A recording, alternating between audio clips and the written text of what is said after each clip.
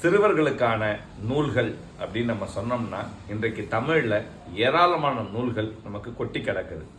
குழந்தை பாடல்கள், குழந்தைகளின் கதைகள் என்ற எல்லைகளை எல்லாம் தாண்டி இன்றைக்கு எத்தனையோ நிலைகள்ல இன்றைக்கு சிறுவருக்கான நூல்கள் படைக்கப்பட்டு வருகின்றன.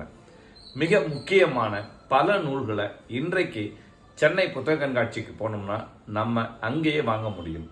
எத்தனையோ பதிப்பகங்கள் இதுக்காக இன்றைக்கு வெளியிட்டு கொண்டிருக்கின்றன பல்வேறு சிறுவர் சார்ந்த நூல்களை.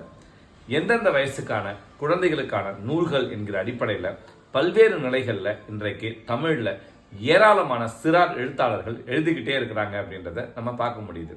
அந்த அடிப்படையில் சமீபத்தில் புத்தக கண்காட்சியில் ஒரு 3 நூல்களை அதியன் வாங்கியிருந்தார். ஒன்று பரம்பின் பாரி என்கிற இந்த நூல் எழுத்தாளர் உதயசங்கர் அவர்கள் எழுதிய நூல்.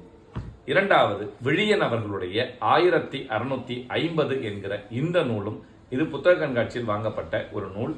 மூன்றாவது எஸ் ராமகிருஷ்ணன் அவர்களுடைய கிருகிருவானம் என்கிற இந்த 3 நூல்களையும் இந்த புத்தக கண்காட்சியில் அதியன் வாங்கியிருந்தார். இது தவிர போன புத்தக கண்காட்சியில் நிறைய புத்தகங்கள் அங்கே வாங்கப்பட்டது. இது மாதிரி ஒவ்வொரு புத்தக கண்காட்சிகள்லையும் சிறுவர் சார்ந்த எண்ணற்ற நூல்களை போட்டுக்கிட்டே இருக்கிறாங்க. அந்த இடத்துல சிறுவருக்கான பல்வேறு நூல்களை நீங்க வாங்கி பயனடைங்க. உங்க குழந்தைகளுக்கு அந்த நூல்களை படிக்க கொடுங்க. இன்றைக்கு பல்வேறு பாடத்திட்டங்கள் சார்ந்து ஒரு பக்கம் இயங்குறது இல்லாம அவங்களுடைய கலை இலக்கிய அறிவு பெருகணும் அப்படின்னா அவங்களுக்கு கதைகள் வழியாக பல்வேறு விஷயங்களை சொல்லித்தரணும் என்பதுக்காக தான் இந்த கதைகளை உங்களுக்கு நான் அறிமுகப்படுத்துறேன். நன்றி.